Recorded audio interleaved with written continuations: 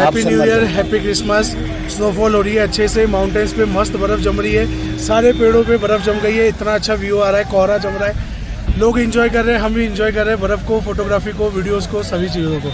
यही है असली कश्मीर। बाकी लोगों के लिए मैसेज है, कपड़े सारे ढंग से लेके आइए, जिसमें आपको गर्मी लगे, जिसमें आप स्लीप ना हो, बूट्स लेके आइए और अच्छी तैयारी करके आइए जिससे आपको तकलीफ ना पड़े, आप सेफ रहे ठंडी से भी और बर्फ़ में फिसलने से भी। हमने ये चीज़ देखी है कि लोग अलग अलग देश में विदेश में जाते हैं, लेकिन हमको पता है कि कश्मीर ही हमारा सबसे बेहतरीन स्वर्ग है और हम लोग यहाँ पे न्यू ईयर मनाना है। यहाँ पे हमारे आते ही बर्फ़बारी हो गई है, ऊपर वाले का खैर है कि हम लोग हमारे अंदर कदम रखते ही बर्फ़बारी चालू हो गई।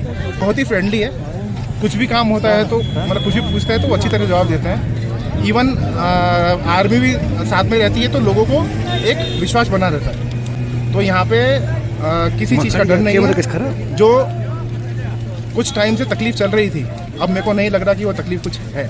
यहाँ पे सबको आना चाहिए, टूरिज़्म बढ़ाना चाहिए, अपना खुद का देश है और मज़े करना चाहिए।